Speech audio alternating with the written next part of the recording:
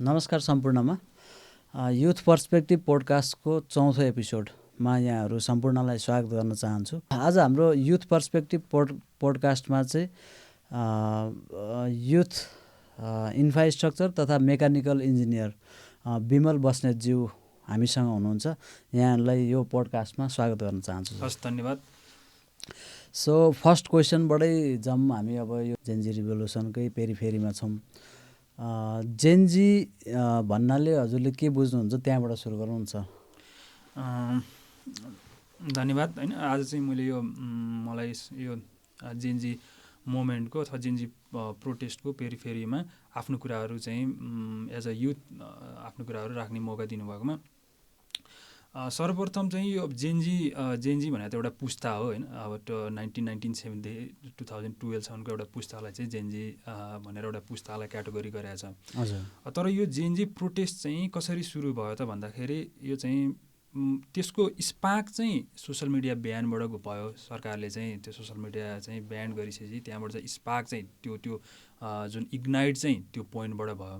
तर त्यसको चाहिँ ब्याकग्राउन्ड हेर्ने हो भने त्यो चाहिँ लङ टाइमदेखि यसको चाहिँ यो पृष्ठभूमि चाहिँ एकदम लामो समयदेखि चाहिँ यो मोमेन्टलाई चाहिँ अगाडि बढाउनलाई चाहिँ इन्टर्नल फ्याक्टर प्लस एक्सटर्नल फ्याक्टरले पनि काम गरेको देखिन्छ। त्यहाँ चाहिँ अब त्यो हुँदाहुँदै यदि चाहिँ देशमा चाहिँ करप्सनहरू नभइदिएको भए, बेतिथि विसङ्गतिहरू नभइदिएको भए अथवा कम भइदिएको भए यो जेनजी मोमेन्ट अथवा जेनजी प्रोटेस्ट जुन भदौ 23 र 24 गते भयो त्यो हुनेवाला थिएन। किनभने चाहिँ सम्पूर्ण जेएनवाई चाहिँ अधिकांश जेएनवाई पुस्ता चाहिँ विदेशमा छ। कि त चाहिँ यो देशमा जेन बेबी बुमर्स अथवा जेन एक्स ले चाहिँ कुनै चेन्ज अथवा रिभोल्युसन गरेर चाहिँ परिवर्तनहरू चाहिँ ल्याएका छन्। नत्र भने जेएनवाई पुस्ता चाहिँ विदेशमा छ। अधिकांश जेएनवाई पुस्ता विदेशमा छ। हामी जस्तो पुस्ताहरू विदेशमा छ, अधिकांश विदेशमा छ। त्यो भएको कारणले गर्दाखेरि यहाँको अब जुन त्यो चाहिँ जुन भदौ 23 गते को मोमेन्टको लागि अथवा प्रोटेस्टको लागि 2-3 दिनदेखि मात्रै चाहिँ सोसल मिडिया क्याम्पेन भएको देखिन्छ। त्यहाँ बाहिरी रूपमा चाहिँ जुन नेपो बेबी एक्सपोजदेखि लिएर सोसल मिडिया चाहिँ ब्यान रिलिज गर्नुपर्ने भन्नेदेखि लिएर चाहिँ करप्सनको विरुद्धमा चाहिँ देखिन्छ। तर त्यति हुँदाहुँदै त्यो सोसल मिडिया मार्फत चाहिँ विभिन्न टिकटक मार्फत अथवा चाहिँ डिस्कोर्ड मार्फत चाहिँ विभिन्न चाहिँ यो सिंहदरबारहरू जलेको फोटोहरू अथवा चाहिँ विभिन्न सरकारी संरचनाहरू जलेको फोटोहरू चाहिँ त्यति बेला फोटो भिडियोहरू चाहिँ त्यति बेला एक्सपोज भइसकेको थियो। यद्यपि यो मोमेन्टलाई फेरि चाहिँ यो चाहिँ दुईवटा पाटोबाट हेर्नुपर्ने हुन्छ। जस्तो जेनजी मोमेन्टको 23 गतेलाई एउटा पाटोबाट हेर्नुपर्ने हुन्छ भने 24 गतेलाई अर्को पाटोबाट हेर्नुपर्ने हुन्छ। जुन जेनजी मोमेन्टको 23 गतेको पाटो चाहिँ विशुद्ध जेनजीहरू जुन विद्यार्थी भाइ बहिनीहरू अथवा युथले नै गरे हो त्यो मोमेन्ट। किनभने चाहिँ एकदम राज्य विरुद्धको चाहिँ त्यो राज्यले चाहिँ असाध्यै अन्यायपूर्ण ढङ्गले चाहिँ यो चाहिँ युथहरूलाई अथवा चाहिँ यो नेपालमा भएको जनताहरूलाई चाहिँ अन्याय गरेको छ भन्ने चाहिँ त्यो नेपाली जनतालाई पनि युथलाई पनि त्यस्तो चाहिँ फिल भयो। वास्तविकता पनि त्यही हो। यति भन्दै गर्दाखेरि फेरि चाहिँ अब यो त्यो जेनजी मोमेन्टको 24 गतेको घटनालाई हेर्ने हो भने त्यहाँ चाहिँ फेरि इन्टर्नल प्लस एक्सटर्नल फ्याक्टरले पनि काम गरेर देखिन्छ। त्यो चाहिँ म किन भन्छु भने यो त्यो चाहिँ नेताहरूलाई लहट्नुपर्छ, नेताहरूको घर चाहिँ जलाउनुपर्छ अथवा चाहिँ राज्यको विभिन्न संरचनाहरूमा चाहिँ आगो लगाउनुपर्छ। चाहिँ जसरी बङ्गलादेशमा चाहिँ यो लिडरहरूलाई चाहिँ देशबाट भगाउने काम भयो, त्यसै गरी भगाउनको लागि चाहिँ यो दुर्गा प्रसाईले जुन मोमेन्ट चाहिँ 2 वर्षदेखि अगाडिदेखि सुरु गरेको थियो त्यसले चाहिँ बिस्तारै बिस्तारै ब्रेन वास गरिरहेको थियो। त्यो ब्रेन वास गर्ने काममा चाहिँ त्यसको उत्कर्ष चाहिँ एउटा क्लाइमेक्स चाहिँ 24 गतेको हुन गयो। फेरि त्यति मात्रै होइन, चाहिँ यो 2046 सालपछि र 2046 सालपछि एमाले र चाहिँ 2052 सालपछि चाहिँ माओवादीले जसरी काम गर्नेलाई दलाल, पैसा कमाउनेलाई सामन्ती भन्ने जुन चाहिँ ब्रेन वास गर्दै गर्दै गर्दै लिएर आयो, त्यसको क्लाइमेक्स चाहिँ भदौ 24 गते हो भन्छु म। ओके, भनेपछि हजुरको निष्कर्षमा चाहिँ दुर्गा प्रसाईले सुरु गरेको टाइपको अलिकति सुन्यो कि त्यसमा के भन्नुहुन्छ सर? होइन, दुर्गा प्रसाईले जुन मोमेन्ट सुरु गर्नुभएको थियो त्यसमा पनि त्यसको पनि हिस्सेदार छ त्यहाँनिर। तर मुख्य त सुरुवात इनिसिएट पोइन्ट चाहिँ कहाँनिर हो भन्दाखेरि 2046 सालपछि एमाले काम गर्नेलाई दलाल, पैसा कमाउनेलाई सामन्ती भन्ने जसरी भाष्य गाउँ गाउँमा चाहिँ निर्माण गर्दै गयो र त्यसको क्लाइमेक्स चाहिँ 2052 सालपछि माओवादीहरूले चाहिँ जसरी त्यसलाई चाहिँ उत्कर्षमा पुर्याए त्यो चाहिँ बिल्डअप हुँदै हुँदै हुँदै हुँदै आएर अनि त्यस पछाडि चाहिँ यो दुर्गा प्रसाईले त्यसलाई चाहिँ ब्रेन वास गर्ने काम गर्नुभयो होइन। यद्यपि दुर्गा प्रसाईलाई चाहिँ राज्यबाट चाहिँ दुर्गा प्रसाईलाई अन्याय भएको छ। त्यो रियलिस्टिक थियो कि थिएन? ब्रेन वास भन्ने एउटा वर्ड युज गर्नुभयो, त्यो रियलमा थियो कि थिएन भन्नुको मतलब ब्रेन वास हुनु पर्थ्यो कि पर्ने थिएन भन्नेमा हुनुहुन्छ हजुर? यस्तो जुन चाहिँ अब जुन 24 गतेको जुन घटनाहरू भयो त्यो चाहिँ नहुनु पर्थ्यो 24 गतेको घटना चाहिँ। तर फेरि इनफ्याक्ट आन्दोलन अथवा प्रोटेस्ट चाहिँ हुनै पर्थ्यो। किन हुनु पर्थ्यो भन्दाखेरि जुन यो चाहिँ एउटा 10 वर्षदेखि अथवा 10 वर्ष मात्र होइन, विगत 10 वर्ष त यो 3 केपी ओली, शर्मा ओली, पुष्पकमल दाहाल र चाहिँ शेरबहादुर देउवाले एउटा प्राइम मिनिस्टर पोस्टलाई चाहिँ म्युजिकल चेयरमा चाहिँ लिइरहेको थियो उनीहरूले। अनि त्योभन्दा अगाडि चाहिँ 2000 यो चाहिँ 62-63 पछाडि आज 82सम्म आउँदाखेरि 20 वर्षको चाहिँ यो पिरियडमा विभिन्न एउटा चाहिँ सर्टेन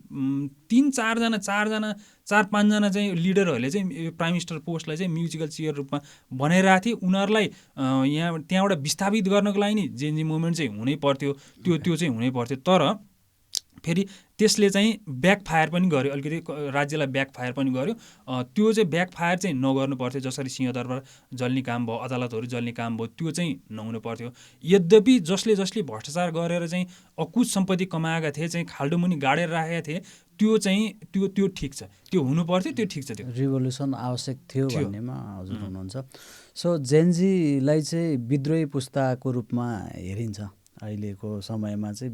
विद्रोहले त जन्मेको। यस विषयमा हजुरले के भन्नुहुन्छ?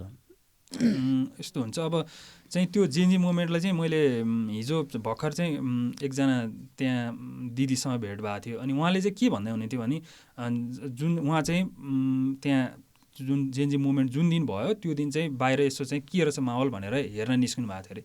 अनि त्यो हेर्न निस्किने क्रममा चाहिँ मान्छेहरू चाहिँ जसरी त्यहाँनिर चाहिँ ढलिरहेको थिए, गोली खाइरहेको थिए। अनि गोली खाइसकेपछि नि त्यो चाहिँ आफ्नो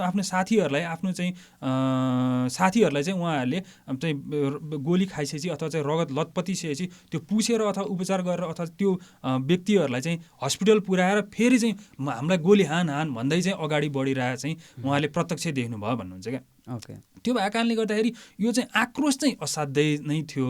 राज्यले जसरी चाहिँ यो एकदम राज्यले जे दायित्व गर्नु पर्थ्यो त्यो गर्न नसकेको कारणले अथवा नगरेको कारणले गर्दाखेरि जेएनजी पुस्तामा असाध्यै आक्रोश चाहिँ थियो।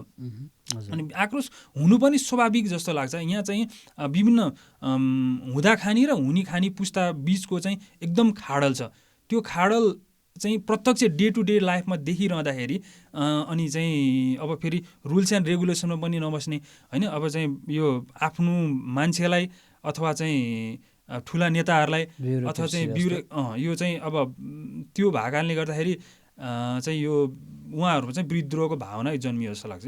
ओके, सो पछिल्ला जेएनजी आन्दोलनको चाहिँ जुन जेएनजी आन्दोलन भयो त्यसको चाहिँ मुख्य कारण चाहिँ हजुरले केलाई मान्नुहुन्छ? मुख्य कारण त अब यस्तो छ, मुख्य कारण इन्टर्नल कारण भन्ने हो भने चाहिँ अब चाहिँ यो जुन इनिसिएटर स्पाको काम चाहिँ सोसल मिडिया ब्यानले नै गर्यो। किनभने त्यो सोसल मिडिया ब्यानले गर्दाखेरि विभिन्नको चाहिँ अब रोजगारीको कुराहरू हुन्छ, त्यहाँनिर चाहिँ सोसल मिडिया क्याम्पेनको कुराहरू हुन्छ, त्यहाँ चाहिँ आफ्नो चाहिँ बिजनेस व्यापारको कुराहरू हुन्छ।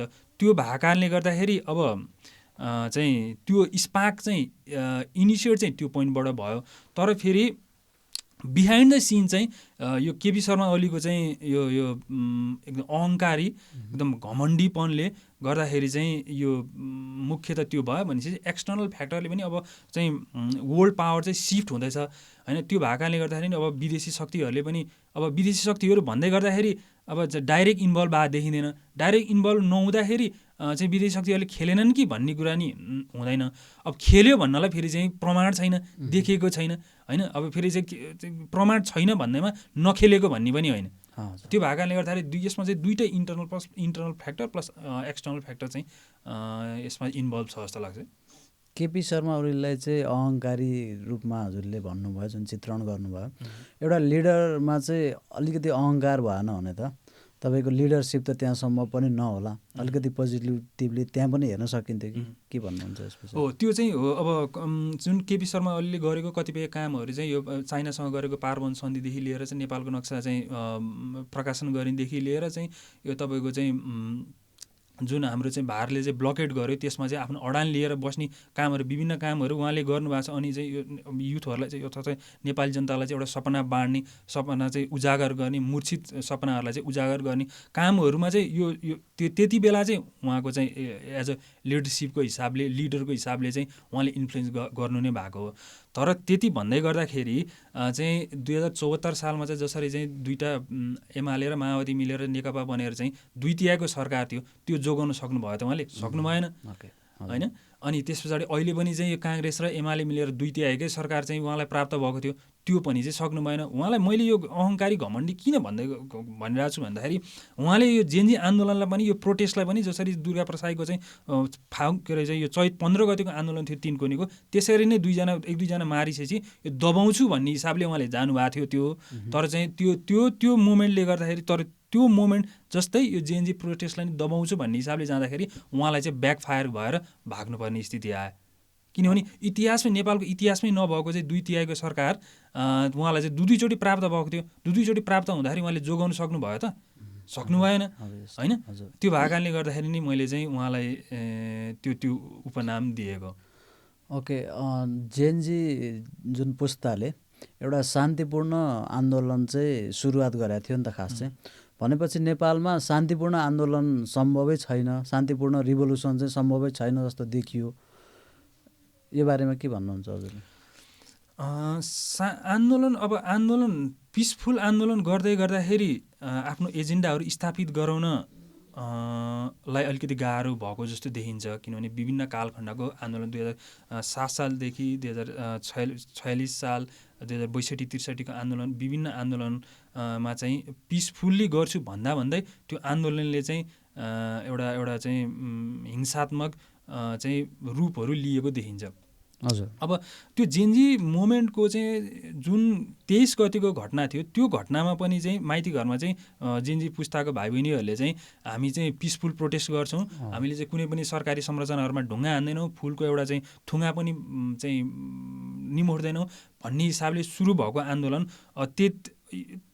आन्दोलन यो चाहिँ बानेश्वरमा आइसकेपछि किन हिंसात्मक भयो अथवा चाहिँ किन चाहिँ त्यसरी उग्र रूप लियो, किन चाहिँ सिधै त्यहाँ चाहिँ ब्यारियड नभइकन चाहिँ सिधै संसद भवनमा चाहिँ ढुङ्गामुढा गर्न गए भन्ने कुरा चाहिँ यो रिसर्चकै विषय छ होइन। यो चाहिँ अनुसन्धान गरेर अथवा चाहिँ यो आयोग पनि बनाएको छ, त्यो आयोगले पनि प्रतिवेदन देला होइन। अब फेरि चाहिँ अब यो मलाई लागेको कुरा भन्दा पनि फेरि आधिकारिक कुरा, मलाई लागेको कुरा मात्रै सबै सत्य नै हुँदैन, फेरि मैले नदेखेको कुरा भन्दै गर्दाखेरि त्यो चाहिँ प्रमाणित पनि नहुन सक्छ भोलि।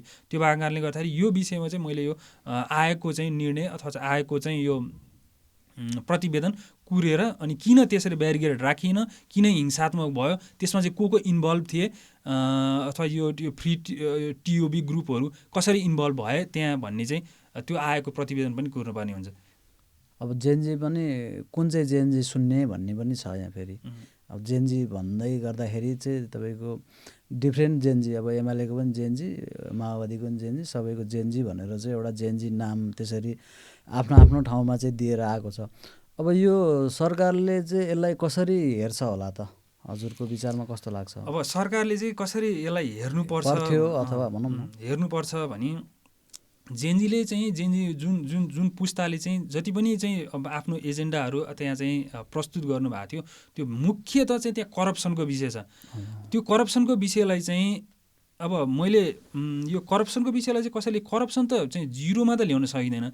यसलाई चाहिँ मैले के भन्ने गरेको छु भन्दाखेरि यो चाहिँ बुद्ध जन्मिएको चाहिँ भूमि भएको कारणले गर्दाखेरि यहाँ चाहिँ ऋषिमुनिहरूले चाहिँ मेडिटेसनहरू विभिन्न प्र्याक्टिस गर्ने एउटा स्थान ठाउँ भएको कारणले गर्दाखेरि पनि यो चाहिँ सरकारी कर्मचारीहरूलाई, जुन सरकारी कर्मचारीहरू छिर्दाखेरि त्यहाँनिर चाहिँ प्रवेश गर्दाखेरि विभिन्न अब सरकारी कर्मचारी ब्युरोक्रेसी भयो, पुलिस प्रशासनहरू भयो, विभिन्न सरकारी पदमा जतिजना पनि मान्छेहरू जानुहुन्छ त्यसमा चाहिँ पहिले चाहिँ यो एउटा 11 दिनको चाहिँ अथवा चाहिँ सर्टेन डेजको अथवा 30 दिन अथवा चाहिँ 11 दिन 15 दिनको चाहिँ यो एउटा विपसना ध्यान टाइपको चाहिँ करप्सन भने चाहिँ राम्रो होइन भन्ने टाइपको चाहिँ ब्रेन वास गरेर त्यसरी विपसना ध्यान अथवा चाहिँ मेडिटेसन गराएर चाहिँ सरकारी जागिरमा चाहिँ छिरायो भने चाहिँ अलिकति कम हुन्छ जस्तो लाग्छ क्या। मुख्य त यो विषय हो, करप्सनकै विषय हो जेनजीले चाहिँ उठाएको विषय भने। त्यो विषयलाई चाहिँ एउटा अब बन्ने सरकारले अब चाहिँ जसो यो फागुन 21 गते भनेको चुनाव छ, त्यो पछि बन्ने सरकारले चाहिँ यो जेनजी मुभमेन्टको एजेन्डा मुख्यतः करप्सनलाई लिएर यो एन्टी करप्सन बडी एउटा चाहिँ अलिकति राम्रो खालको बनाएर त्यसले चाहिँ यो 2046 सालपछि जति पनि चाहिँ यो राजनीतिक दलको नेताहरूले चाहिँ कामै नगरिकन चाहिँ यो काम नगरिकन जसरी खाने चाहिँ यो श्रम नगरिकन चाहिँ अकुत सम्पत्ति जम्मा गर्ने त्यो कसरी आयो, त्यसको स्रोतहरू के हो भन्ने विषयमा चाहिँ इन्डिपेन्डेन्ट करप्सन बडीले चाहिँ छानबिन गरेर त्यसको प्रतिवेदन गरेर चाहिँ त्यस पछाडि चाहिँ सरकारलाई दिएर सरकारले चाहिँ त्यसलाई कारबाही गर्नुपर्ने मुख्य देखिन्छ यो जेएनजी मुभमेन्टको चाहिँ एजेन्डालाई लिएर। हजुर, मेरो क्वेसन चाहिँ के थियो भन्दाखेरि हजुरको सरकारले यो जेएनजीको आवाज जुन छ, जेएनजीको आवाजलाई चाहिँ सुन्ला कि दबाउला भन्ने क्वेसन चाहिँ थियो। अब त्यसमा चाहिँ डिपेन्ड गर्छ जस्तो लाग्छ मलाई चाहिँ, किनभने अब यो फागुन 21 गतिको चुनावपछि कुन सरकार बन्छ, अब फेरि चाहिँ अब एमालेकै सरकार, एमाले नेतृत्वको सरकार बन्ने हो भने त एमाले त यो जेएनजी मुभमेन्ट अथवा जेएनजी प्रोटेस्टलाई त चाहिँ एउटा हिंसात्मक घटना अथवा चाहिँ अप्रिय घटना भनेर चाहिँ उनीहरूले चाहिँ व्याख्या नै गर्नुभएको छ। अब तर त्यसको त्यो जेएनजी मुभमेन्टको जुन एजेन्डा छ त्यसलाई चाहिँ इम्प्लिमेन्ट गर्नको लागि चाहिँ यो फागुन 21 गतिको चुनाव पछि चाहिँ जुन जेएनजीको भावना बोकेको जेएनजीले उठाएको एजेन्डाहरू बोक्ने राजनीतिक दलहरूलाई चाहिँ जिताउन सकियो भने बल्ल चाहिँ जेएनजीको चाहिँ यो एजेन्डा चाहिँ स्थापित हुनुपर्छ।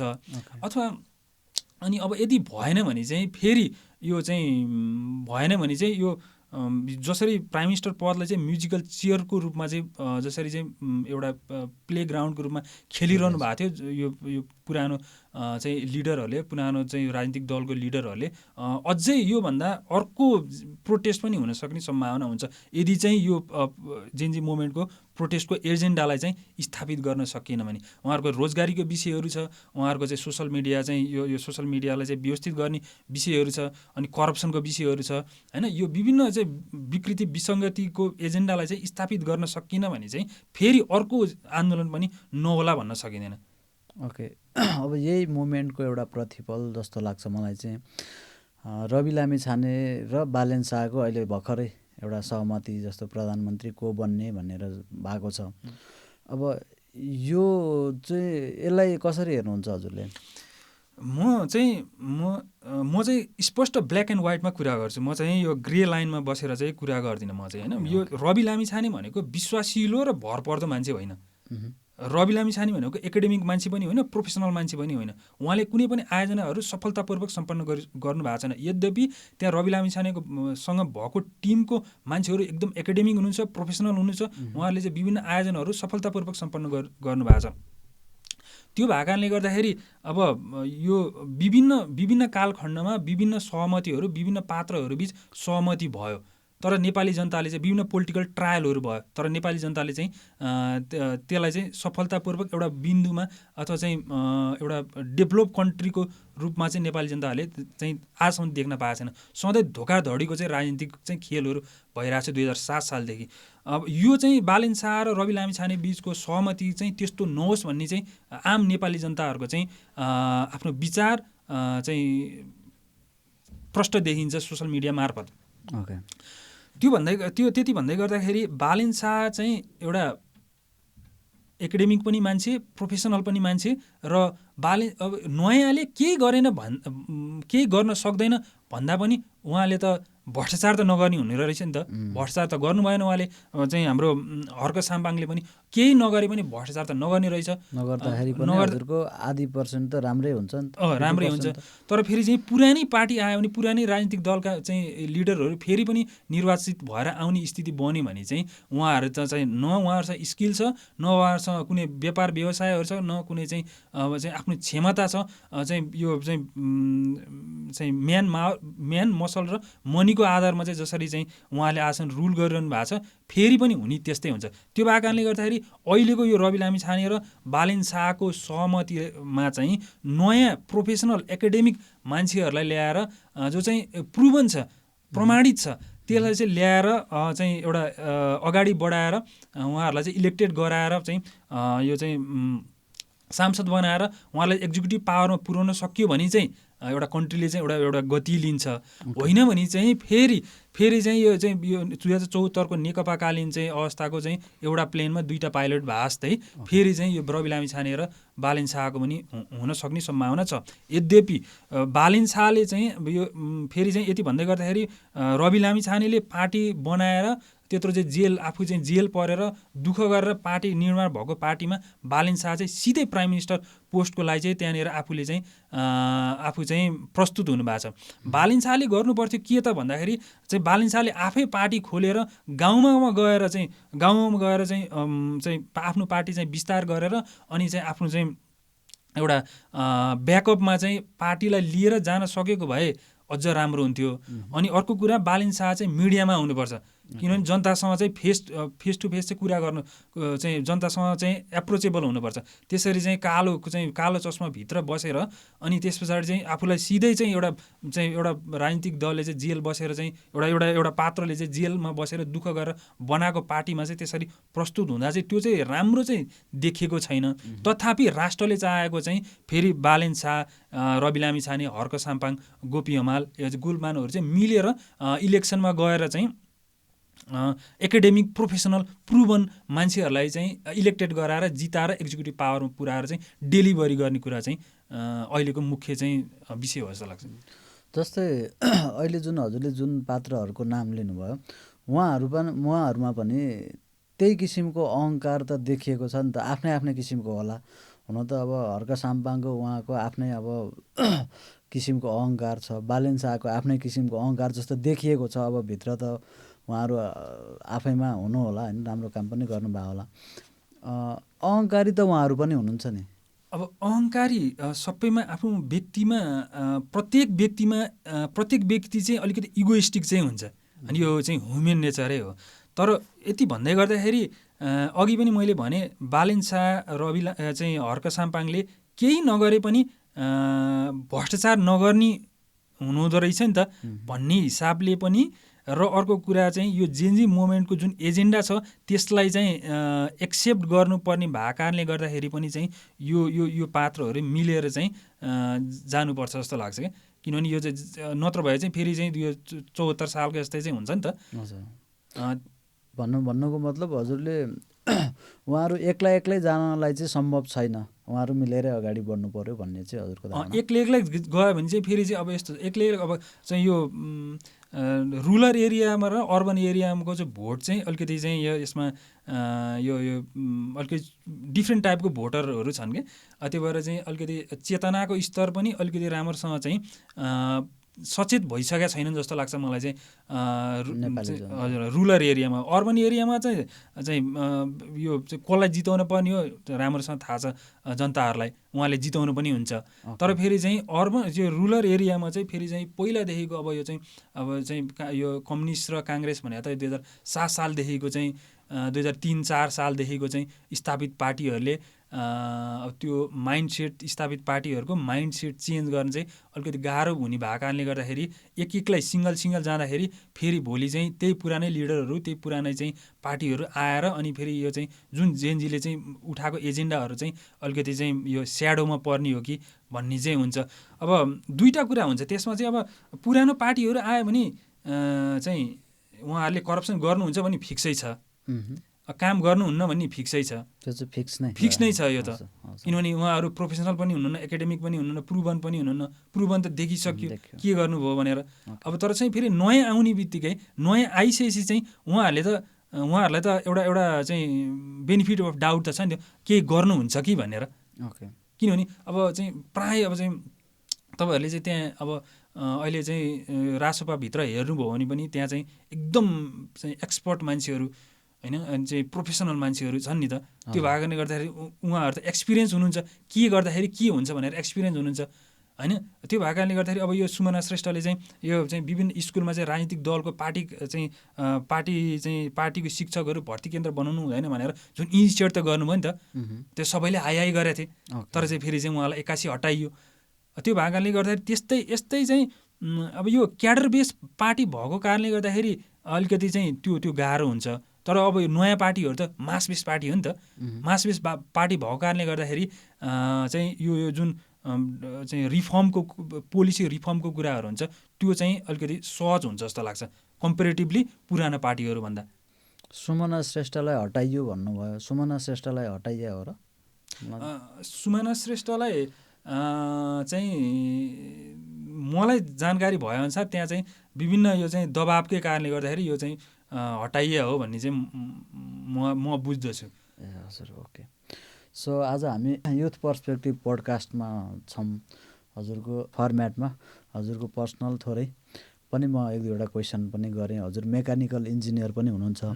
सो मेकानिकल इन्जिनियरको वास्तविक स्कोप चाहिँ कस्तो छ, अलिकति त्यता पनि जाउँ न हामी, किनभने हाम्रो फर्मेट अनुसार जाँदाखेरि।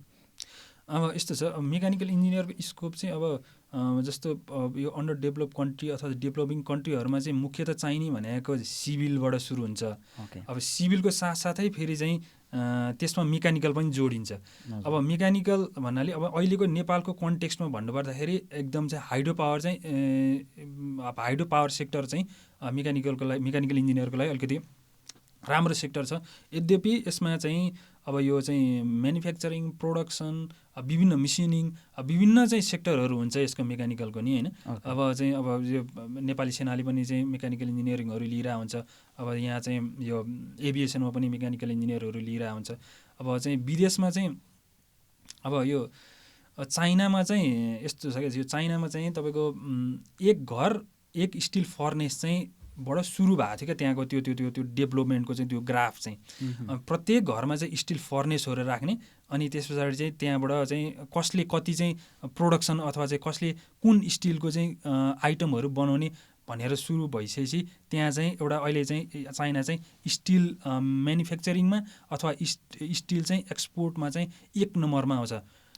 अनि त्यो भएको कारणले गर्दाखेरि अब मेकानिकलको विभिन्न चाहिँ एरिया, अब क्वालिटी कन्ट्रोल चाहिँ अब चाहिँ क्वालिटी एसुरेन्सको कुराहरू हुन्छ। त्यसमा चाहिँ अब चाहिँ प्रोडक्सनको म्यानुफ्याक्चरिङ, अब हाइड्रो पावर, होइन एयर स्पेस, अब विभिन्न सेक्टरहरू चाहिँ अब मेकानिकलमा पर्छ। त्यो आफ्नो अब त्यसमा पनि अब डिजाइनमा जाने कि अब प्रोजेक्ट इन्जिनियरिङमा जाने कि प्रोजेक्ट म्यानेजमेन्टमा जाने कि त्यसमा चाहिँ आफ्नो चोइसको पनि कुरा हुन्छ। फेरि अब आफ्नो चाहिँ यो स्किलको पनि कुरा हुन्छ, आफ्नो चाहिँ अब क्षमताको पनि कुरा हुन्छ। फेरि चाहिँ यो लिडरसिप भने चाहिँ कस्तो कुरा विषयहरू छ भने यो 50% चाहिँ इनबोर्न क्वालिटी हुनुपर्ने रहेछ लिडरसिप चाहिँ। अनि त्यस पछाडि 25% एक्सपिरियन्सको आधारमा आउने, 25% चाहिँ आफ्नो एजुकेसनको आधारमा आउने भएको कारणले गर्दाखेरि अब आफूलाई जहाँ फिट हुन्छु त्यतैतिर चाहिँ जानु पऱ्यो। अब एकदम अब आफू चाहिँ साई चाहिँ नेचरको छु अथवा चाहिँ इन्ट्रोभर्ट टाइपको छु भने चाहिँ अब डिजाइन ड्राफ्टिङतिर गयो भयो, होइन आफू चाहिँ अलिकति लिड गर्ने पोजिसनमै छु भनेपछि अब प्रोजेक्ट इन्जिनियरिङ हुँदै प्रोजेक्ट म्यानेजरसम्म चाहिँ हुन पाइयो, चाहिँ प्रोजेक्ट इन्चार्जहरू चाहिँ भयो होइन। त्यो भएर मैले चाहिँ अब यो लास्ट 2071-70 चाहिँ 5 थरको हेवा खोला हाइड्रो पावरमा चाहिँ म काम गर्थेँ एज अ चाहिँ प्रोजेक्ट इन्जिनियर। त्यस पछाडि चाहिँ मैले रामेछापको चाहिँ खिम्ती जलविद्युत आयोजना उपल्लो खिम्ती 12 मेगावाट र अप्पर खिम्ती 7 मेगावाटमा चाहिँ एज अ प्रोजेक्ट इन्चार्जको रूपमा चाहिँ काम गरेँ भने अहिले चाहिँ म अस्ट्रेलियाको एउटा म्यानुफ्याक्चरिङ अथवा मेसिनिङ कम्पनीमा चाहिँ काम गर्छु। तर त्यसमा चाहिँ मैले विभिन्न अस्ट्रेलियाको चाहिँ Australian nuclear science and technology ANSTO भन्छ त्यसको प्रोजेक्टहरूदेखि लिएर विभिन्न प्रोजेक्टहरू चाहिँ श्रेडर मेसिन बनाउने प्रोजेक्टहरू चाहिँ मैले ह्यान्डल गरेर आउँछु, मैले चाहिँ कम्प्लिसन गरेर आउँछु त्यसको चाहिँ। ओके, नेपालमा चाहिँ मेकानिकल इन्जिनियरिङ अन्डर भ्यालुड हो, अलिकति भ्यालु कम जस्तो भनौँ न। अन्डर भ्यालुड त होइन, तर अब यसलाई कसरी लिने भन्ने विषय चाहिँ अहिले अब यो डिजिटलाइज, किनभने कमाइले चाहिँ मेकानिकल इन्जिनियरिङ भन्ने, किनभने सिभिलतिर अलिकति गएको देख्छौँ हामीले, मेकानिकलमा चाहिँ अलिकति अन्डर भ्यालुड जस्तो देखिन्छ। त्यो के हो? त्यो हो त्यस्तो होइन। मेकानिकललाई चाहिँ अब चाहिँ रोयल इन्जिनियर पनि भन्छ, फादर अफ इन्जिनियर पनि भन्छ होइन। अनि अब मेकानिकल इन्जिनियरको विभिन्न अब चाहिँ यसमा चाहिँ यस्तो भएर नि होला, अब चाहिँ यो नेपालमा चाहिँ कुनै पनि अब स्टिल म्यानुफ्याक्चरिङको चाहिँ कामहरू अथवा कम्पनीहरू अनि अब चाहिँ विभिन्न अब गाडी अटोमोबाइलको चाहिँ यहाँ सर्भिस सेन्टर जस्तो मात्रै छ नेपालमा। चाहिँ महिन्द्राले गर्छ, सिप्रदीहरूले गर्छ, बाहिर इन्डियाको गाडीहरू ल्याएर बेच्ने मात्रै, उहाँ चाहिँ ट्रेड मात्रै गर्नुहुन्छ। तर मुख्यतः चाहिँ प्रोडक्सन नगर्ने भएको कारणले गर्दाखेरि चाहिँ मेकानिकल इन्जिनियर अलिकति अन्डर भ्यालु गरे हो कि जस्तो फिल हुन्छ। तर यद्यपि अहिले चाहिँ अब यो चाहिँ अटोमोबाइल प्रोडक्सनदेखि लिएर स्टिल म्यानुफ्याक्चरिङदेखि लिएर त्यो काम चाहिँ अब अलिकति कम्पनीहरूले त्यसलाई चाहिँ अलिकति चाहिँ बढाउनु भयो भन्ने चाहिँ स्कोप अझै चाहिँ बेटर हुन्छ जस्तो लाग्छ। ओके, जेनजीहरू जुन अहिले अब आउनु भएको छ, आगामी पुस्ता भनौँ न, आउने पुस्ता, उहाँहरूलाई चाहिँ इन्जिनियरिङको लागि हजुरले कस्तो सुझाव दिनुहुन्छ? अब मैले चाहिँ यो फेरि इन्जिनियरिङ चाहिँ टपिक भने अलिकति यो चाहिँ विदेशतिर चाहिँ के हुँदो रहेछ भने मान्छेहरू चाहिँ प्रायः चाहिँ इन्जिनियरिङ, डक्टर, नर्सिङतिर चाहिँ नपढ्ने हुँदो रहेछ। प्रायः चाहिँ अब अलिकति लयरहरू पढ्ने अनि चाहिँ एकाउन्टिङहरू पढ्ने, जुन स्ट्रेस फ्री जब हुन्छ नि त्यस्तोहरू चाहिँ गर्ने छ नर्मली। अब लयरहरू अनि त्यस पछाडि चाहिँ एकाउन्टिङहरू, अलिकति चाहिँ लोनको काम गर्नेहरू, कन्भेन्सरहरू, त्यस्तो चाहिँ मैले त्यसमा चाहिँ मान्छेहरू धेरै गइरहेको देख्छु। नेपालीहरू चाहिँ नेपालीहरू होइन, यो चाहिँ विदेशीहरू, मोर्गेज ब्रोकरहरू। अनि तपाईँको मेडिकल डक्टर चाहिँ हस्पिटल गयो भने चाहिँ हायर पोस्टमा सर्जनहरू को हुन्छ त भन्दाखेरि कि त चाइनिजहरू हुन्छन्, कि त इन्डियनहरू हुन्छन्, कि त बङ्गलादेशीहरू हुन्छन्। अनि तपाईँको जुन एक्जिक्युटिभ पोस्टमा काम गर्ने पर्ने पोस्टमा, स्ट्रेस हुने पोस्टमा चाहिँ जुन माइग्रेन्टहरू हुन्छन्, जुन चाहिँ स्ट्रेस फ्री हुने जबमा चाहिँ फेरि चाहिँ त्यहीँको चाहिँ लोकल कम्युनिटीको चाहिँ उयोहरू हुन्छ। त्यो भएको कारणले गर्दाखेरि मैले चाहिँ जेनजी चाहिँ यो पुस्तालाई चाहिँ इन्जिनियरिङै गर्नु भनेर म चाहिँ यो इन्जिनियरिङ गर्नु अथवा यही गर्नु भनेर चाहिँ मैले चाहिँ अब त्यसरी भन्न मिल्दैन। अब आफ्नो चाहिँ क्वालिटी अनुसार, आफ्नो चाहिँ स्किल अनुसार, आफ्नो नलेज अनुसार, आफ्नो चाहिँ अब ब्रेन कता चाहिँ आफूलाई चाहिँ इन्ट्रेस्ट छ, इन्ट्रेस्टको फिल्ड छ, त्यसमा चाहिँ जाँदाखेरि बेटर हुन्छ जस्तो लाग्छ। किनभने अब कसैलाई चाहिँ एकदम कम्प्युटर फ्रेन्डली हुन्छ भने कोही चाहिँ कम्प्युटर फ्रेन्डली हुँदैन। अब कोही चाहिँ घोक्न सक्ने हुन्छ भने कोही घोक्न नसक्ने हुन्छ। आफ्नो विभिन्न क्षमताको आधारमा आफूलाई चाहिँ आफ्नो इन्ट्रेस्ट लागेको फिल्डमा जाँदाखेरि चाहिँ हुन्छ जस्तो लाग्छ। त्यो स्कोप छ भने स्कोप चाहिँ इन्जिनियरिङको स्कोप त अब सधैँ नै हुने भयो होइन। अब यो एआई आए पनि अब चाहिँ एआईले अब इन्जिनियरिङको चाहिँ जब जान्छ कि भन्ने चाहिँ जुन जसरी चाहिँ एउटा पोर्ट्रे गर्न खोजिरहेको छ त्यस्तो चाहिँ हुँदैन होइन। अब किनभने अब इन्जिनियरिङ त विभिन्न स्टेज अफ पार गर्दै चाहिँ अब चाहिँ तपाईँको डिजाइन एन्ड ड्राफ्टिङदेखि लिएर प्रोक्युरमेन्ट हुँदै प्रोजेक्ट इन्जिनियरिङ हुँदै प्रोजेक्ट म्यानेजरसम्मको विभिन्न स्टेज पार गर्दै जानुपर्ने हुन्छ। त्यो कारणले गर्दाखेरि इन्जिनियरिङ स्कोप त छ, तर फेरि आफूलाई इन्ट्रेस्टको फिल्ड चाहिँ जानु पऱ्यो नि त। त्यो त आफ्नो इन्ट्रेस्ट पनि हुनै पऱ्यो। सो नेपाल, समग्र नेपालमा अहिलेको राजनीतिक अवस्था हेर्दाखेरि, सबै चिज हेर्दाखेरि चाहिँ बेरोजगारीको समस्या एकदम बढ्दो जस्तो देखिन्छ। मान्छे, युवाहरू चाहिँ पलायन नै छन्। अब यो अवस्थालाई चाहिँ हजुरले कसरी हेर्नु भएको छ? अब यो विषयलाई चाहिँ तपाईँको यो राज्यले चाहिँ के गर्नुपर्छ भने राज्यले चाहिँ पहिलो कुरो चाहिँ राज्य चाहिँ एकदम इमान्दार हुनुपर्छ, अनेस्ट हुनुपर्छ। अनि त्यस पछाडि मेरिटोक्रेसीमा चाहिँ चल्नुपर्छ। Right man in right place, reward and पनिसको चाहिँ व्यवस्था हुनुपर्छ। दोस्रो कुरा मेरिटोक्रेसी भन्नु। हजुर, मेरिटोक्रेसी अलिकति क्लियर गर्दैन। Right man in right place, punishment and रिवार्डको चाहिँ व्यवस्था हुनुपर्छ चाहिँ। अनि त्यसपछि अर्को कुरा प्र्याग्मेटिजमको चाहिँ यो प्र्याक्टिस गर्नुपर्छ। भनेपछि यो प्र्याग्मेटिजम भने चाहिँ के हो भन्दाखेरि अब जस्तो एउटा कम्युनिस्टले चाहिँ काङ्ग्रेसको चाहिँ यो राम्रो पक्ष छ भने पनि चाहिँ नबोक्ने, अनि काङ्ग्रेसले चाहिँ कम्युनिस्टको राम्रो पक्ष छ भने पनि नबोक्ने। अनि यो चाहिँ कम्युनिस्ट अथवा चाहिँ काङ्ग्रेसको राम्रो पक्ष छ भने राज्यले चाहिँ त्यसलाई लिनुपर्छ, जोसुकै सरकारमा भए पनि। त्यो त्यति भइसकेपछि राम्रो पक्ष चाहिँ अगाडि बढ्दै गइसकेपछि त्यसमा चाहिँ क्राफ्ट हुँदै हुँदै हुँदै गइसकेपछि एउटा राम्रो रिजल्ट आउँछ। मैले तिनवटा कुरा भने, मेरिटोक्रेसीको कुरा गरेँ, प्र्याग्मेटिजमको कुरा गरेँ र अनेस्टीको कुरा गरेँ। हजुर, यो तिनवटा विषय गरिसकेपछि चाहिँ राज्यले चाहिँ एउटा गति लिन्छ। यो तिनटै विषयलाई अलिकति अझै हुन्छ नि ब्रोडली सबैजनाले बुझ्ने हिसाबले चाहिँ हजुरले अलिकति डिफाइन। अनेस्टी भने चाहिँ अब जस्तो अस्ति चाहिँ सुनिल शर्माको मैले इन्टरभ्यू सुन्दै थिएँ। उहाँलाई चाहिँ राज्यले चाहिँ विभिन्न उहाँको चाहिँ सर्टिफिकेट चाहिँ यो डुप्लिकेट सर्टिफिकेट भनेर चाहिँ राज्यले चाहिँ यो पुष्पकमल दाहाल प्रचण्ड र चाहिँ नारायण काजी श्रेष्ठ चाहिँ गृहमन्त्री हुने बेला उहाँलाई चाहिँ डुप्लिकेट सर्टिफिकेट भनेर थुनेको थियो। अनि त्यो थुन्ने क्रममा चाहिँ उहाँले चाहिँ यो अदालतमा चाहिँ एउटा न्यायाधीशले चाहिँ एकदम निष्पक्ष ढङ्गले चाहिँ छानबिन गरेर एउटा निर्णयमा पुर्याइसकेपछि चाहिँ निर्णयमा पुर्याउनु भयो भनेर चाहिँ उहाँले भन्दै हुनुहुन्थ्यो क्या। त्यो भने इमान्दारिताको विषय हो क्या, किन अनेस्टी हुनुपर्छ भन्ने कुरा हो। अनि त्यस पछाडि अर्को कुरा चाहिँ मेरिटोक्रेसी भने चाहिँ अब जस्तो विश्वविद्यालय भनेको छ TU युनिभर्सिटी भनेको छ, त्यसमा चाहिँ कुलपति चाहिँ प्राइम मिनिस्टर राखेको छ अनि होइन उपकुलपति चाहिँ शिक्षा मन्त्री राखेको छ। अब त्यहाँ चाहिँ मेरिटोक्रेसी जो चाहिँ एकदम सक्षम छ, योग्य छ, त्यही व्यक्ति पो त्यहाँ चाहिँ त्यसको कुलपति राखेर उपकुलपति त्यही अनुसारको चाहिँ एकदम right man in right place त्यही अनुसारको मान्छे राखिसकेपछि पो त्यसले चाहिँ युनिभर्सिटीले रिजल्ट निकाल्छ त। किन चाहिँ 4 वर्ष इन्जिनियरिङ 6 वर्ष लागिरहेछ, किन चाहिँ 5 वर्ष MBBS चाहिँ 7 वर्ष लागिरहेछ, किन चाहिँ प्रत्येक दिन चाहिँ यो चाहिँ विद्यार्थी सङ्गठनको नाममा चाहिँ प्रत्येक युनिभर्सिटीको आङ्गिक क्याम्पसहरूमा चाहिँ तालचा लाग्छ, आन्दोलन हुन्छ त्यहाँनिर। त्यो त चाहिँ युनिभर्सिटीको चाहिँ म्यानेजमेन्ट त त्यहाँनिर चाहिँ पोलिटिकल्ली गाइडेड छ। त्यहाँ पोलिटिकल्ली गाइडेड भइसकेपछि आफ्नो सङ्गठनलाई चाहिँ त्यहाँ चाहिँ कुनै पनि कारवाही गर्न मिलेन, अथवा चाहिँ हायर एन्ड फायरको चाहिँ विषय उठाउनु मिलेन।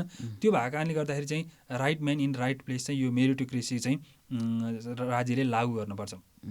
अनि अर्को कुरा अहिले प्राग्माटिजमको कुरा त मैले भनिहालेँ। चाहिँ राम्रो पक्ष छ भने कम्युनिस्टको अथवा काङ्ग्रेसको अथवा चाहिँ रासपाको अथवा चाहिँ रापरपाको जसको विषय भए पनि यो चाहिँ लिनुपर्छ चाहिँ राज्यले।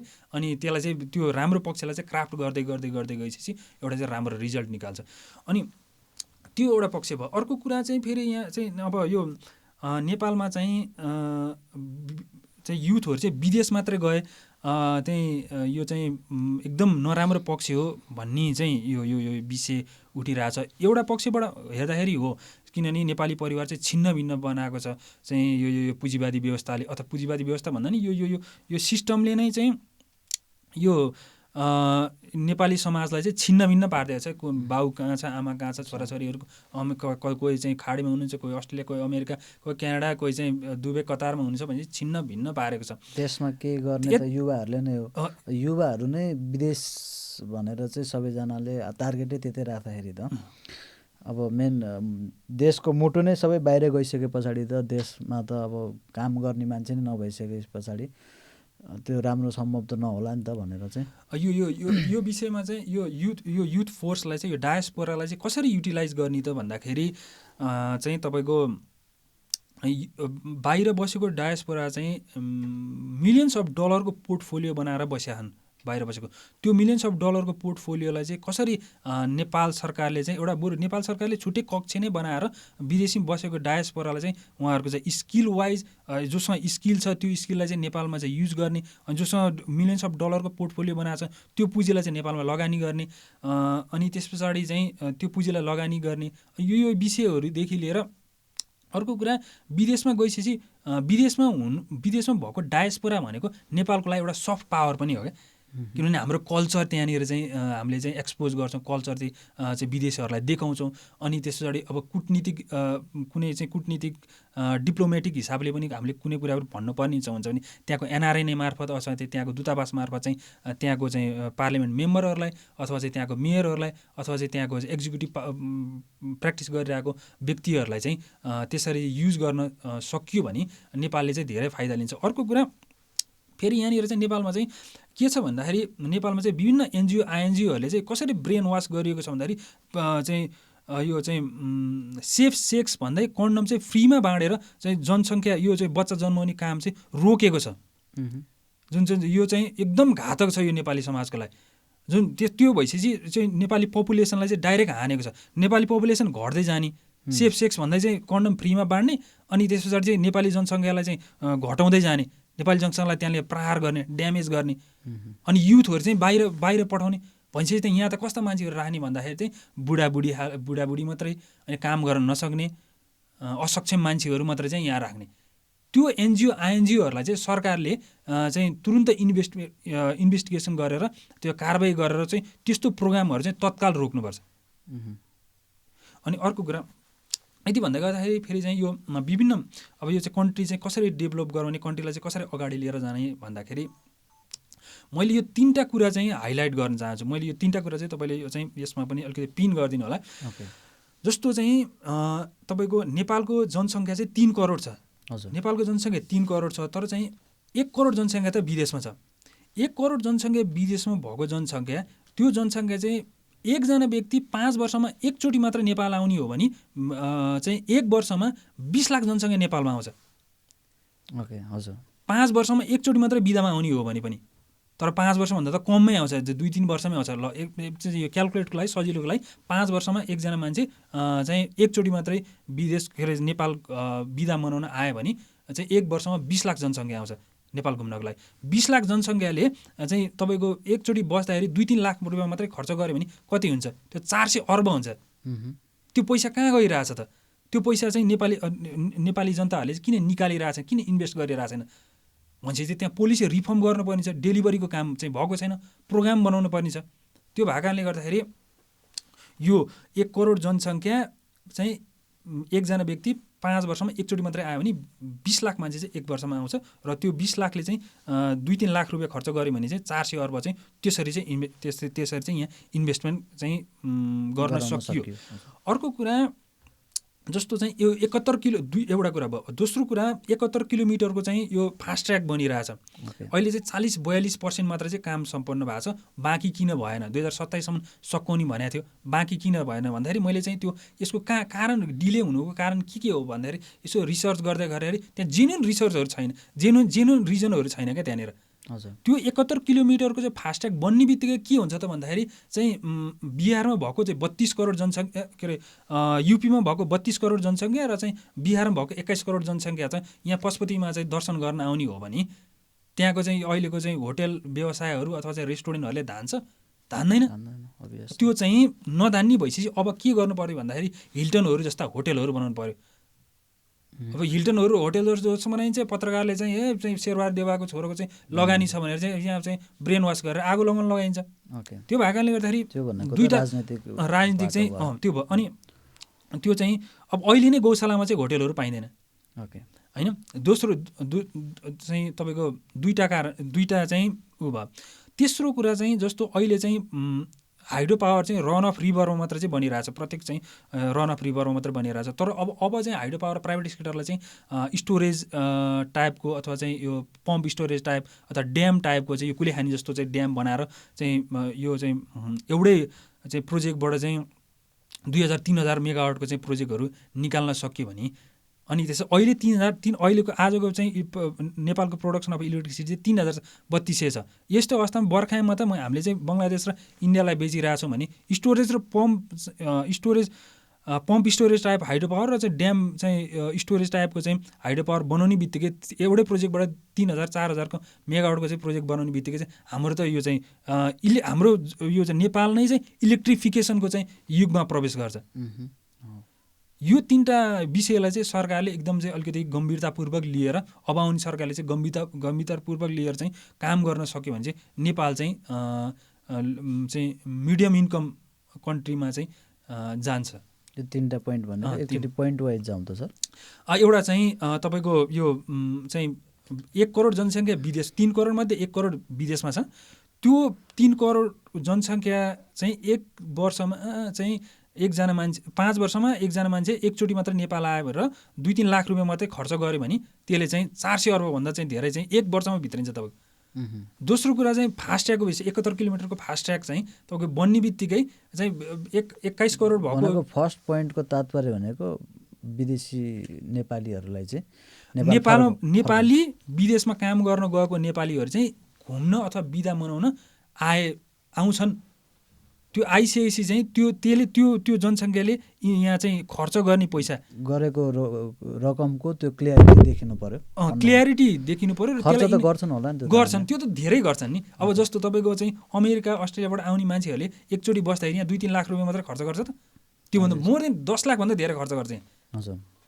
अनि चाहिँ ल यो त क्यालकुलेसनको लागि सजिलोलाई चाहिँ यो चाहिँ यो एउटा टेन्टेटिभ फिगर निकालेको मात्रै हो।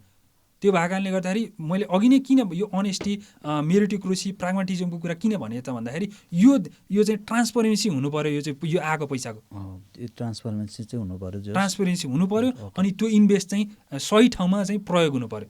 ओके, फर्स्ट पोइन्ट त्यो भयो। अनि सेकेन्ड पोइन्ट चाहिँ 71 किलोमिटरको जुन चाहिँ फास्ट ट्र्याक छ त्यो चाहिँ कम्प्लिट गरेर अनि चाहिँ युपीमा र बिहारमा भएको जनसङ्ख्यालाई चाहिँ यहाँ पशुपतिमा दर्शन गर्न ल्याउनु पऱ्यो।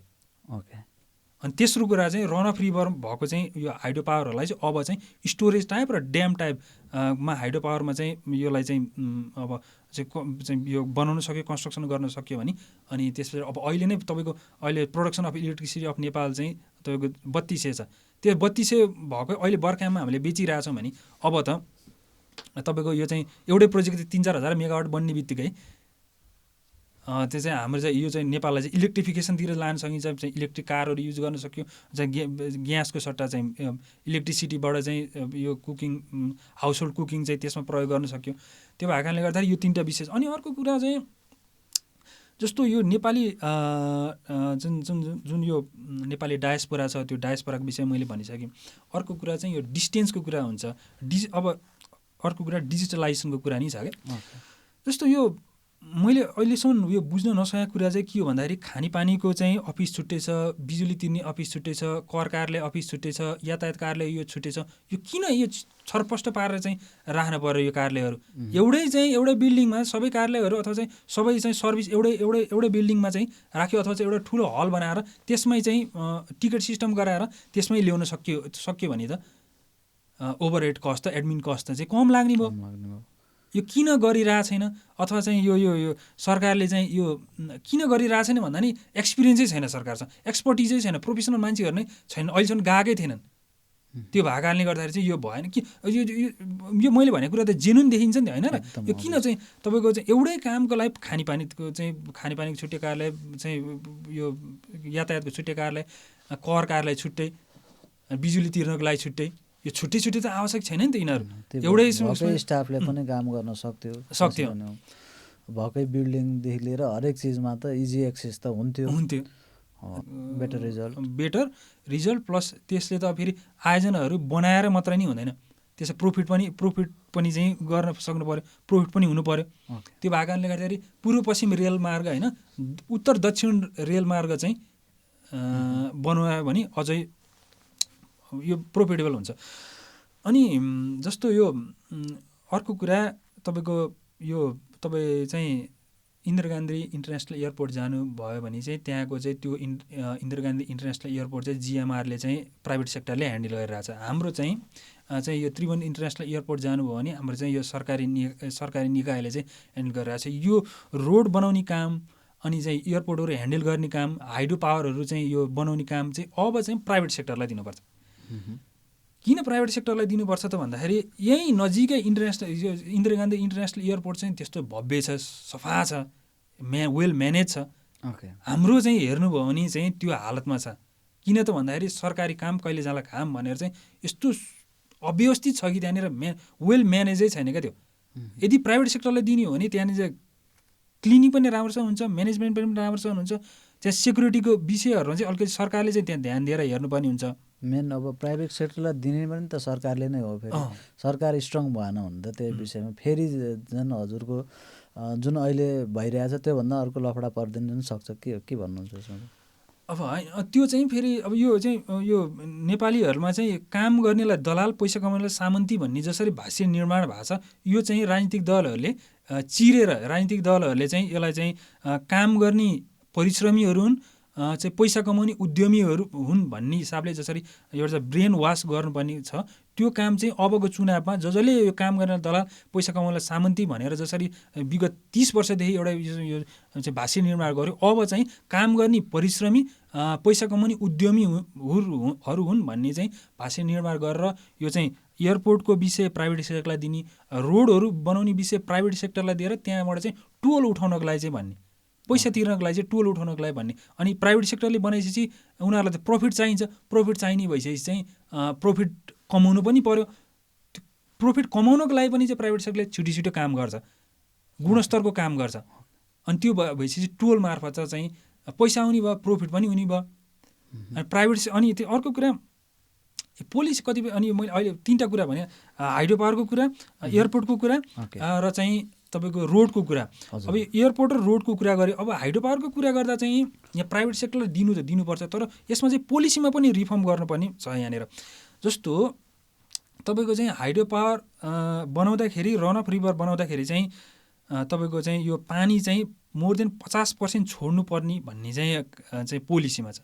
तर फेरि त्यो 50% छोड्ने बित्तिकै चाहिँ जबसम्म 70% पानी चाहिँ हाइड्रो पावर जेनेरेसनमा जाँदैन, प्रोडक्सनमा जाँदैन, त्यो प्रोडक्सनमा नजाने बित्तिकै त्यो प्रोफिट चाहिँ हुँदैन। जसले इन्भेस्ट गरेछ, जसले चाहिँ यो लगानी गरेछ, त्यसलाई प्रोफिट चाहिँ हुँदैन। त्यो प्रोफिट नहुने बित्तिकै फेरि चाहिँ यहाँ कसरी चाहिँ काम भइरहेछ भन्दाखेरि भइहाल्छ भन्ने हिसाबले चाहिँ 50%मा साइन गर्ने, अनि तर फेरि पानी चाहिँ 70% लिएर जाने। किनभने त्यो पर्यावरणिक इन्भाइरोमेन्टल कारणले गर्दा नि अब त्यहाँ विभिन्न माछाहरू हुन्छ, जनावरहरूको विषयहरू हुन्छ, चाहिँ यो वनको विषयहरू हुन्छ, त्यो चाहिँ अब जनावरहरूले नि त पानी खानु पऱ्यो नि त त्यहाँ। अनि अब चाहिँ माछाहरू पनि चाहिँ बाँच्नु पऱ्यो। अनि 50% पानी छोड्नुपर्ने भन्ने हुन्छ। 50% पानी छोड्यो, इन्भेस्ट गर्नेले चाहिँ यता प्रोफिट हुँदैन। 70% चाहिँ पानी लयो, अनि यता चाहिँ फेरि चाहिँ पर्यावरणीय दृष्टिकोणले चाहिँ फेरि चाहिँ हानि हुन्छ। क्लाइमेट चेन्ज हुनुको कारण पनि यही हो। त्यो भएको कारणले गर्दाखेरि यो चाहिँ हाइड्रो पावर बनाउँदाखेरि चाहिँ अलिकति पोलिसीमा पनि अलिकति रिफर्म चाहिँ गर्नुपर्ने त्यही हुन्छ। अनि यो रिफर्म गरेर प्राइभेट सेक्टरलाई चाहिँ स्टोरेज टाइप अथवा ड्याम टाइपको हाइड्रो पावरहरू बनाउनु दियो भने चाहिँ नेपालले चाहिँ यसको सोलुसन चाहिँ के त? सोलुसन चाहिँ स्टोरेज टाइप हाइड्रो पावर बनाउने। स्टोरेज टाइप हाइड्रो पावर बनाइसकेपछि चाहिँ तपाईँको पानी कुलेखानी हेर्नु भयो नि त, स्टोरेज टाइप त्यहाँ चाहिँ पानी त जम्मा भइरहेको हुन्छ। जम्मा भइसकेपछि जति पानी छोड्नु पर्ने हो पर्यावरणले दृष्टिकोणले चाहिँ बेफाइदा नहुने हिसाबले जति पानी छोड्नु पर्ने हो छोड्ने, अनि त्यसरी बाँकी अब त्यो पानी जम्मा भएको पानीलाई चाहिँ फेरि चाहिँ टर्बाइनमा चाहिँ जेनेरेट गर्न, इलेक्ट्रिसिटी जेनेरेट गर्न चाहिँ लिएर जाने स्टोरेजको कन्सेप्ट स्टोरेज छ। ओके, फाइनल्ली अब हामी पोडकास्टको लास्टमै आइपुगेका छौँ। सो हजुरको आजको हाम्रो यो कन्क्लुजनमा चाहिँ समस्या चाहिँ प्रतिभामा होइन प्रणालीमा चाहिँ समस्या देखियो भन्ने खालको चाहिँ एउटा कन्क्लुजन निस्कियो। यो सँगै अब हामीले यो पोडकास्टमा केही कुराहरू भन्न छुटाएको छौँ भने हजुरलाई केही कुरा व्यक्त गर्न मन लाग्यो भने हजुरलाई व्यक्त गर्न सक्नुहुन्छ। मैले अघिदेखि यो चाहिँ यो बसाइमा मैले एउटा कुरा भन्न चाहिँ अलिकति मलाई भन्नै मन लागेको कुरा चाहिँ नेपालको पुलिसलाई चाहिँ कम्पिटेन्ट बनाउनको लागि चाहिँ पुलिसलाई मेडिटेसनको चाहिँ एउटा व्यवस्था गर्नुपर्छ। अर्को कुरा स्किलफुल बनाउनुपर्छ, कम्पिटेन्ट बनाउनुपर्छ, र पुलिस भने चाहिँ यो चाहिँ जनताको साथी हो, अथवा चाहिँ फर्स्ट राज्य छ भन्ने अनुभूति दिलाउनको निमित्त फर्स्ट काम भनेकै जनताको ठोकिने भनेको पुलिस हो। पुलिसलाई चाहिँ एकदम कम्पिटेन्ट बनाउनुपर्छ, स्किलफुल बनाउनुपर्छ, मेन्टल्ली र स्पिरिचुअल्ली पनि चाहिँ पुलिसलाई कम्पिटेन्ट बनाउनुपर्छ। यो चाहिँ एकदम वेल ट्रेन गराउनुपर्छ यो चाहिँ पुलिसलाई। ओके, तर हाम्रो ठ्याक्क उल्टो छ। यो चाहिँ गराउनुपर्छ, यो गराउनुपर्छ 1 नम्बरमा। अर्को नम्बरमा चाहिँ हाम्रो नेपाल चाहिँ यो एकदम दुईवटा जाइन्ट कन्ट्रीहरूको बिचमा छ, र थर्मोडाइनामिक्स थर्ड ल अफ थर्मोडाइनामिक्सले के भन्छ त भने चाहिँ प्लेट ए र सी तात्ने बित्तिकै अटोमेटिकली प्लेट बी चाहिँ तात्छ भनेर भन्छ। त्यो भएको कारणले गर्दाखेरि नेपाल चाहिँ यो नेपालको फ्युचर असाध्यै राम्रो छ। किनभने मैले अहिले 3टा कारण त एकदम यो चाहिँ एकदम हट टपिकको 3टा कारणहरू भने, त्यसमा चाहिँ सब टपिकहरू विभिन्न चाहिँ प्राइभेट सेक्टरहरूलाई दिनुपर्छ भन्ने विषयहरू चाहिँ आएको छ। त्यो भएको कारणले गर्दाखेरि अब आउने फागुन 21 गते हुने इलेक्सनमा त्यस पछाडि चाहिँ जुन इलेक्टेड भएर आउनुहुन्छ मान्छेहरू, त्यसमा चाहिँ एकदम प्रोफेसनल एकाडेमिक र प्रुभन मान्छेहरूलाई चाहिँ जिताएर जनताहरूले पठाउनु पर्ने हुन्छ। यदि तपाईँहरूले फेरि चाहिँ पहिलाकै व्यक्तिहरू अथवा चाहिँ पहिलाकै अवस्थाको पहिलाकै लिडरहरूलाई जिताउनु भयो भने अहिले जे समस्या भोगिरहनु भएको छ, जस्तो अवस्था छ पछि पनि त्यस्तै हुने त्यस्तै नै छ। किनभने चाहिँ यो यहाँ चाहिँ मेयरको टिकट पाउनलाईदेखि लिएर चाहिँ सांसदको टिकट पाउनलाईदेखि लिएर मन्त्री बन्नको लागि चाहिँ विभिन्न यहाँ किनबेचको खेलहरू हुन्छ। त्यो भएको कारणले गर्दाखेरि तपाईँले चाहिँ एकाडेमिक प्रोफेसनल एक्सपिरियन्स प्रुभन मान्छेहरू ल्याउन अथवा जिताउन सक्नु भएन भने फेरि पनि आजको नेपाल चाहिँ जस्तो छ भोलि चाहिँ 10 वर्ष पछाडि, किनभने 62-63 पछि त अब चाहिँ नेपाललाई चाहिँ स्विजरल्यान्ड बनाउने, सिङ्गापुर बनाउने भनेर चाहिँ एउटा ट्रेन चलेको थियो, त्यो भयो त भएन। 2074 सालमा चाहिँ यो चाहिँ जुन जसरी सपनाहरू बाँडिएको थियो त्यो चाहिँ 3 वर्ष पुग्दा नपुग्दै चाहिँ पार्टी चाहिँ छिन्न भिन्न भएर चाहिँ देशलाई अस्तव्यस्त त्यो अस्थिरताको चाहिँ एउटा खाडलमा लाने काम भयो। त्यो भएको कारणले गर्दाखेरि मैले पटक पटक भन्दै आएको कुरा छु, यो बसाइमा पनि मैले पटक पटक भन्दै आएको कुरा चाहिँ यो चाहिँ एकदम वेल डिजर्भिङलाई र चाहिँ एकाडेमिक प्रोफेसनल मान्छे एक्सपिरियन्स मान्छेलाई चाहिँ जिताएर तपाईँले पठाउनु भयो भने चाहिँ फेरि एउटा कन्ट्रीले चाहिँ एउटा गति समाज छ, होइन भने चाहिँ फेरि त्यस्तै चाहिँ हुने अवस्था हुन्छ। र अर्को कुरा पोलिसी प्रोग्राम र डेलिभरीको कुरालाई चाहिँ मुख्य रूपमा यो 3टा विषयलाई मुख्य रूपमा नयाँ आउने पार्टीहरूले पनि एजेन्डाको रूपमा चाहिँ यो पोलिसी प्रोग्राम र डेलिभरीलाई चाहिँ आत्मसात गर्दै आफ्नो पोलिसीलाई चाहिँ एक्जिक्युटिभ अथवा चाहिँ डेलिभर गर्न सक्नु भने जनताहरूको मन जितेर जनताहरूले पनि कोल्याबोरेट गर्छन्। होइन भने चाहिँ फेरि चाहिँ अब यही पदकै भागभण्डामा चाहिँ लुछाछुँडी गर्न थाल्यो भने फेरि चाहिँ हुने अवस्था अहिले जस्तो छ त्यस्तै नै हुन्छ होइन। अनि अर्को कुरा चाहिँ यो जस्तो यो चाहिँ यो कर्मचारी तन्त्र अथवा चाहिँ ब्युरोक्रेसीलाई पनि चाहिँ यो हायर एन्ड फायरको चाहिँ सिस्टम चाहिँ पोलिसीमा रिफर्म गर्नुपर्ने चाहिँ बेला भएको छ नेपालमा चाहिँ। किनभने दुईटा सिस्टम चाहिँ गराइदियो, एउटा पर्मानेन्ट एउटा क्याजुअल गराइदियो हुन्छ कि। किनभने चाहिँ अब काम आवश्यक पर्दाखेरि बोलाउने कम्पिटेन्ट मान्छेहरूलाई, आवश्यक नपर्दाखेरि चाहिँ उहाँले चाहिँ पार्ट टाइमको रूपमा अरू कामहरू गर्नुहुन्छ। अब यहाँ चाहिँ ब्युरोक्रेसीमा चाहिँ पर्मानेन्ट गभर्मेन्ट भनेर चाहिँ राखेको छ, उहाँहरूले चाहिँ यताको फाइल उता घुमाउने, उताको फाइल यता घुमाउने। त्यो भएको कारणले गर्दाखेरि ब्युरोक्रेसीले पनि चाहिँ यो नेपालको सिस्टमलाई डेभलपमेन्टको यो जुन रफ्तारलाई प्रोग्रेसलाई चाहिँ अलिकति डिले गरिदिनेमा चाहिँ ब्युरोक्रेसी पनि आएको छ। यो ब्युरोक्रेसीलाई पनि हायर एन्ड फायरको सिस्टम चाहिँ ल्याउनुपर्छ। यो चाहिँ लाइफ टाइम पेन्सन नहुने जेलसम्म पर्मानेन्टको व्यवस्था चाहिँ हटाउनु पर्ने, यो चाहिँ पोलिसीमा रिफर्म गर्नुपर्ने देखिन्छ। थ्याङ्क यू सो मच हजुरलाई। हजुरको व्यस्तताको बावजुद पनि व्यस्तताको बावजुद पनि यो पोडकास्टमा आइदिनु भयो, हजुरको कुराकानी सेयर गरिदिनु भयो। हजुरलाई धेरै धेरै धन्यवाद दिन चाहन्छु। Thank you so much. हस्, धन्यवाद।